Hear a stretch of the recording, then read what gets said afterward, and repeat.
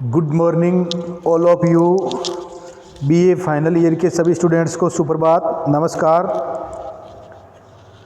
पिछले हमारी जो क्लास थी उसमें अपने संयुक्त बैठक के बारे में, अनुच्छेद 108 के बारे में पढ़ा था, भारतीय राज्य व्यवस्था जो इंडियन पॉलिटी है इस बुक में। आज हम विधि निर्माण, जो पहले हमने साधारण विधेयक के बारे में पढ़ा, उसके बाद में साधारण विधेयक है, उसमें अगर दोनों सदनों के बीच में मतभेद है तो उसकी संयुक्त बैठक के बारे में हमने क्लास पढ़ी थी। और आज हम धन विधेयक के बारे में, कौन सा विधेयक धन विधेयक है, इसके सबसे पहले किस सदन में इसको प्रस्तुत किया जाता है, ये धन विधेयक है या नहीं, इसका निर्णय कौन करता है, इसके बारे में अध्ययन करेंगे। धन विधेयक है, धन विधेयक पूछ ले सीधा कि धन विधेयक है ये संविधान के किस अनुच्छेद में है, तो अनुच्छेद 110 में। धन विधेयक संविधान के किस अनुच्छेद में है, अनुच्छेद 110 में है। धन विधेयक सबसे पहले किस सदन में प्रस्तुत किया जाता है, तो ध्यान रखना लोकसभा में।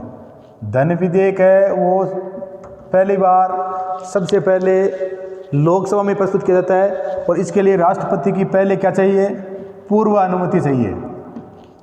सदन में पेश करने से पहले ये क्या करेंगे, राष्ट्रपति है उससे अनुमति लेंगे।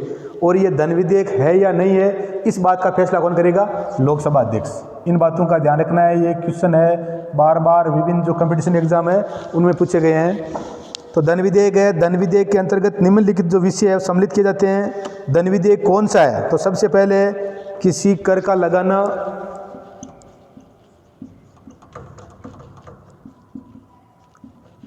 कोई कर अगर सरकार नया लगा रही है तो वो क्या है, धन विधेयक है। हटाना,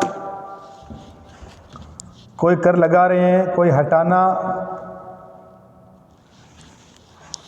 कर का लगाना, हटाना, परिवर्तन,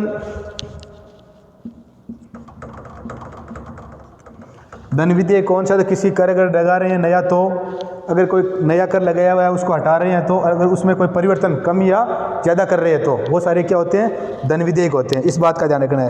सरकार द्वारा उधार धन लेना, अगर सरकार उधार धन ले रही है तो वो भी क्या होगा, धन विधेयक होगा। किसी कर का लगाना, हटाना, उसमें परिवर्तन करना, सरकार द्वारा उधार लेना, ये सभी क्या है, धन विधेयक है। भारत की संचित निधि व आकस्मिक निधि की रक्षा करना, भारत की दो प्रकार की ये पैसे इन दो निधि में रखते हैं। एक तो होती है संचित निधि जो अनुच्छेद 266 में, एक होती है आकस्मिक निधि, ये अनुच्छेद 267 में। इनकी अभिरक्षा, क्योंकि इसमें क्या होता है, धनी होते हैं, तो उनकी अभिरक्षा ये भी क्या होता है, धन विधेयक में आता है। ऐसे कोष में धन डालना या निकालना, ऐसे कोई कोष में धन डाल लेंगे, अगर कहीं नया कोष बना रहे हैं या पहले से चल रहा है, जिस प्रकार से संचित निधि में अपन धन डाल रहे हैं या निकाल रहे हैं, तो धन डालना या निकालना, धन डालना या ऐसे कोष में धन डालना या निकालना, किसी भी व्यय को भारत की संचित निधि पर पारित करना, कोई भी जो व्यय है उसको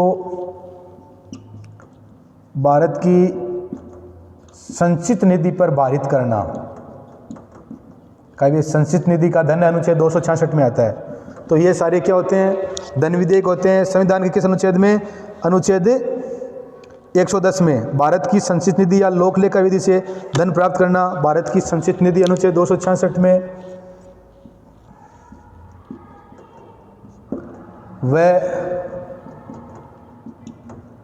लोक लेखा निधि है, इसमें धन डालना, लेखा से धन प्राप्त करना है, उसकी रक्षा करना है, अथवा संघ या राज्य के लोक लेखा की संपरीक्षा करना, ये सारे क्या, धन विधेयक है। विधि निर्माण में हम धन विधेयक पढ़ रहे हैं, अनुच्छेद 110 में है। किसी नया कर लगा रहे हैं या कर हटा रहे हैं या उसमें परिवर्तन कर रहे हैं, सरकार उधार ले रही है, भारत की संचित निधि अनुच्छेद 266 में और आकस्मिक निधि अनुच्छेद 267 में। कोई कोष में धन डाल रहे हैं या निकाल रहे हैं, भारत की जो संचित निधि है उसको धन है वो पारित करना, और संचित व लोक लेखा निधि से धन प्राप्त करना, ये सारे क्या है, ये धन विधेयक आते हैं। जो किस अनुच्छेद में, अनुच्छेद 110 में। इन बातों का ध्यान रखना है। अब धन विधेयक पर राष्ट्रपति का अधिकार, जो धन विधेयक है उस पर भारत का जो राष्ट्रपति है उसका क्या अधिकार होता है। धन विधेयक पर राष्ट्रपति का अधिकार राष्ट्रपति है, उसका धन विधेयक पर क्या अधिकार होता है? धन विधेयक राष्ट्रपति की अनुमति के लिए प्रस्तुत किया जाता है। सबसे पहले धन विधेयक को राष्ट्रपति की जो अनुमति है उसके लिए प्रस्तुत किया जाता है। सरकार है वो सबसे पहले धन विधेयक जो अनुच्छेद 110 के तहत है, राष्ट्रपति है उसकी अनुमति के लिए प्रस्तुत करेंगी, तब राष्ट्रपति उस पर अनुमति प्रदान कर सकता है। राष्ट्रपति के पास ऑप्शन यही है कि वह धन विधेयक पर अनुमति प्रदान कर सकता है अथवा विधेयक को अस्वीकार भी। राष्ट्रपति उसे क्या करेगा? या तो उसे अनुमति दे देगा या उसे क्या कर सकता है? अस्वीकार कर सकता है। दो ही बातें कर सकता है, या तो उस विधेयक को अनुमति दे दे या उसको क्या कर दे? अस्वीकार कर दे। उसको पुनः विचार के लिए नहीं लौटा सकता। इस बात का ध्यान रखना है। धन विधेयक सिर्फ राष्ट्रपति की पूर्व अनुमति से ये लोकसभा में पेश किया जाता है, तो राष्ट्रपति इसकी अनुमति देगा। अगर नहीं देगा इसे क्या कर देगा? अस्वीकार कर देगा। पुनर्विचार के लिए राष्ट्रपति धन विधेयक को नहीं लौटा सकता। इस बात का ध्यान रखना है। राष्ट्रपति इस पर अनुमति प्रदान कर सकता है अथवा वह विधेयक को अस्वीकार भी कर सकता है, लेकिन वह विधेयक को पुनर्विचार के लिए नहीं भेज सकता। इन दो बातों का ध्यान रखना है। अनुमति दे देगा या तो वो, या उसको अस्वीकार कर देगा, परंतु राष्ट्रपति सदन को पुनर्विचार के लिए कभी नहीं भेजेगा। इस बात का ध्यान रखना है। धन विधेयक प्रस्तुत करने से पहले राष्ट्रपति की पूर्व अनुमति ली जाती है, इसलिए वह धन विधेयक पर अपनी अनुमति प्रदान। धन विधेयक पर राष्ट्रपति की क्या ली जाती है? पूर्व अनुमति। राष्ट्रपति है, धन विधेयक पर राष्ट्रपति है, उसका क्या मत है ये पहले जान लिया जाता है। या धन विधेयक को लोकसभा में प्रस्तुत करने से, धन विधेयक सिर्फ और सिर्फ लोकसभा में पेश किया जाता है, राज्यसभा की तो सिर्फ क्या विचार रखता है ये जानेंगे। तो राष्ट्रपति है, इसकी पूर्व अनुमति ली जाती है, उसके बाद में ये लोकसभा में क्या किया जाता है? लोकसभा में पारित किया जाता है। कोई धन विधेयक है या नहीं है? कोई विधेयक है, कोई विधेयक धन विधेयक है या नहीं है? कोई विधेयक धन विधेयक नहीं है, धन विधेयक है या नहीं है, इस बात का निर्णय कौन करता है? तो कौन करता है? लोकसभा अध्यक्ष। और लोकसभा अध्यक्ष वर्तमान में कौन है? ओम बिरला है, जो कहाँ से है? राजस्थान के है। ध्यान रखना इस बात का। राजस्थान के प्रथम लोकसभा अध्यक्ष है ये। तो ये धन विधेयक है या नहीं है, इस बात का निर्णय कौन करता है? लोकसभा अध्यक्ष करता है। इस बात का ध्यान रखना है कि धन विधेयक, मैंने जो प्रमुख बातें बताई थी उनका ध्यान रखना है। धन विधेयक अनुच्छेद 110 में है, लोकसभा अध्यक्ष धन विधेयक है या नहीं है, इस बात का निर्णय कौन करता है? लोकसभा अध्यक्ष करता है। धन विधेयक को सिर्फ लोकसभा में प्रस्तुत किया जाता है, और लोकसभा में प्रस्तुत करने से पहले राष्ट्रपति की क्या ली जाती है? पूर्व अनुमति ली जाती है। इन बातों का ध्यान रखना है। धन विधेयक प्रस्तुत करने से पहले राष्ट्रपति की पूर्व अनुमति ली जाती है, इसलिए वह धन विधेयक पर अपनी अनुमति प्रदान करता है। कोई धन विधेयक है अथवा नहीं, इसका निर्धारण लोकसभा का स्पीकर करता है अथवा उसका ही अंतिम निर्णय होता है। धन विधेयक केवल कहाँ पेश किया जाता है? लोकसभा में ही पेश किया जाता है। इस बात का ध्यान रखना है। धन विधेयक है वो सिर्फ और सिर्फ कहाँ पेश किया जाता है? लोकसभा में ही प्रस्तुत किया जाता है। लोकसभा में प्रस्तुत करने से पूर्व धन विधेयक पर राष्ट्रपति की, और लोकसभा में प्रस्तुत करने से पहले या लोकसभा में पेश करने से पहले राष्ट्रपति की अनुमति ले ली जाती है। मैं पहले बता चुका हूँ, ये बार बार क्वेश्चन आया हुआ है। तो धन विधेयक है सिर्फ और सिर्फ लोकसभा में पेश किया जाता है। धन विधेयक है या नहीं है, इसकी निर्णय कौन करता है? अंतिम निर्णय लोकसभा अध्यक्ष का होता है। ये किस अनुच्छेद में होता है? अनुच्छेद 110 में होता है। और धन विधेयक को सिर्फ लोकसभा में पेश किया जाता है। लोकसभा में पेश करने से पहले ही इस पर राष्ट्रपति की क्या ले लेते हैं? अनुमति ले लेते हैं। इस बात का ध्यान रखना है। लोकसभा में पारित होने के बाद धन विधेयक को राज्यसभा में, लोकसभा में धन विधेयक पारित हो गया, राष्ट्रपति की अनुमति पहले ले ली, उसके बाद में उसको दूसरे सदन कहाँ भेजेंगे?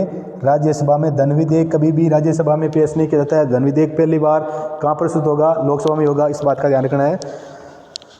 लोकसभा में पारित होने के बाद धन विधेयक को राज्यसभा में भेजा जाता है। राज्यसभा धन विधेयक को अस्वीकृत नहीं कर सकती। और इस बात का भी ध्यान रखना है, राज्यसभा है वो धन विधेयक को कभी भी अस्वीकृत, हमने जब साधारण विधेयक पढ़ा था तो उसका हमने निम्न बातें पढ़ी थी जो राज्यसभा कर सकती है, परंतु धन विधेयक को राज्यसभा कभी भी अस्वीकृत नहीं कर सकती।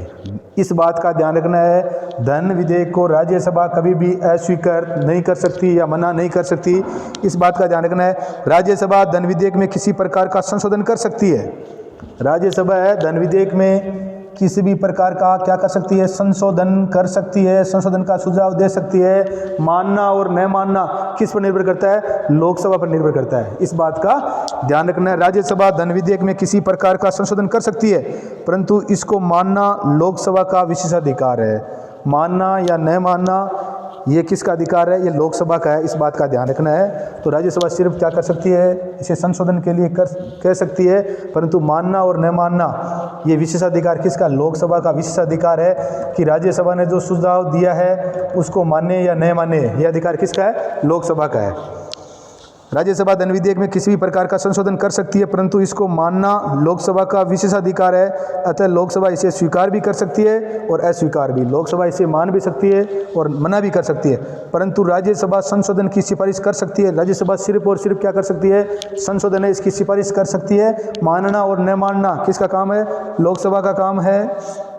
लोकसभा के लिए आवश्यक नहीं है, लोकसभा है इसके लिए आवश्यक नहीं है कि जो संशोधन की सिफारिश राज्यसभा ने भेजी है उसको स्वीकृत करे या माने, ये कोई ज़रूरी नहीं है।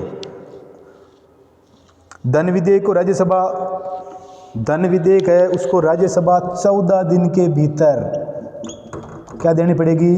उसको स्वीकृति देनी पड़ेगी। धन विधेयक है, इसको राज्यसभा कितने दिन रोक सकती है? सिर्फ और सिर्फ 14 दिन रोक सकती है। धन विधेयक को राज्यसभा को 14 दिन के भीतर स्वीकृति देनी होती है। यदि राज्यसभा ने 14 दिन के भीतर स्वीकृति न दी है तो भी विधेयक को राज्यसभा द्वारा स्वीकृत माना जाएगा। अगर लोकसभा ने राज्यसभा को भेज दिया, राज्यसभा ने 14 दिन के भीतर अगर धन विधेयक है इसको स्वीकृत नहीं किया तो 14 दिन के बाद उसको क्या माना जाएगा? स्वीकृत माना जाएगा। इस बात तो राज्यसभा है वो सिर्फ और सिर्फ धन विधेयक को 14 दिन रोक ही सकती है। धन विधेयक को राज्यसभा है, राज्यसभा ने 14 दिन के भीतर अगर स्वीकृति नहीं दी है तो भी धन विधेयक को राज्यसभा द्वारा स्वीकृत माना जाएगा। धन विधेयक के संबंध में संयुक्त बैठक की, धन विधेयक है इस धन विधेयक पर कभी भी क्या नहीं होती है? संयुक्त बैठक नहीं होती है। जो हमने पढ़ा था अनुच्छेद 108 में संयुक्त बैठक और कब होती है? जब साधारण कोई विधेयक है उसमें दोनों सदनों में गतिरोध है तब संयुक्त बैठक होती है। धन विधेयक पर कभी भी क्या नहीं होती है? संयुक्त बैठक नहीं होती है। बस यही है, ये लोकसभा में पहले पेश किया जाएगा, राष्ट्रपति की पूर्व अनुमति ले ली जाएगी, उसके बाद लोकसभा में पेश किया जाएगा और लोकसभा में अगर वो पारित हो गया तो उसके बाद राज्यसभा में जाएगा। राज्यसभा उसमें संशोधन का सुझाव दे सकती है या राज्यसभा उसमें संशोधन का सुझाव दे सकती है। मानना और न मानना किसके ऊपर निर्भर करता है? लोकसभा पर। और 14 दिन के भीतर अगर राज्यसभा ने कोई भी निर्णय नहीं दिया तो धन विधेयक को क्या माना जाएगा? स्वीकृत माना जाएगा। इस बात का ध्यान रखना है। और धन विधेयक पर कभी भी संयुक्त बैठक नहीं होती है। धन विधेयक के संबंध में राष्ट्रपति को मंजूरी देना, और धन विधेयक पहले बता दिया कि धन विधेयक है राष्ट्रपति की मंजूरी से ही, राष्ट्रपति की पूर्व अनुमति से ही धन विधेयक को कहाँ पेश किया जाता है? लोकसभा में पेश किया जाता है। तो इस प्रकार ध्यान रखना है। धन विधेयक के संबंध में लोकसभा है वो क्या है? शक्तिशाली है, और राज्यसभा के पास तो सिर्फ और सिर्फ क्या है? सुझाव दे सकती है। मानना और न मानना काम किसका है? ये काम लोकसभा का है। तो ध्यान रखना है, धन विधेयक है ये अनुच्छेद 110 में है, और किस प्रकार से ये वो लोकसभा में पेश किया जाता है? राष्ट्रपति की पूर्व अनुमति ली जाती है, उसके बाद में इसको लोकसभा में पेश किया जाता है। धन विधेयक है या नहीं है, इस बात का निर्णय लोकसभा अध्यक्ष का होता है। अनुच्छेद 110 में धन विधेयक है, और धन विधेयक अगर लोकसभा से पारित होकर राज्यसभा में चला गया तो राज्यसभा उसमें संशोधन के दे सकती है। मानना और न मानना, संशोधन का सुझाव दे सकती है। मानना और न मानना किसका काम है? लोकसभा का है। और 14 दिन के भीतर अगर उसने स्वीकृति नहीं दी तो ये क्या माना जाएगा? इसको स्वीकृत माना जाएगा। किससे? राज्यसभा से। तो ये हमारी आज धन विधेयक है, इस वीडियो को देख लेना, और हमारी जो बुक है उसका अध्ययन, ये धन विधेयक है इसका अध्ययन कर लेना। इसमें से हर बार किसी न किसी एग्जाम में क्वेश्चन है वो हर बार बदल कर पूछते हैं, 5-7 क्वेश्चन बनते हैं छोटे वाले, तो इसका ढंग से है वो अध्ययन कर लेना। और आगे की क्लास में हम वो दूसरा अध्ययन करेंगे। वीडियो को लाइक, शेयर व सब्सक्राइब करते रहो। जय हिंद, जय भारत।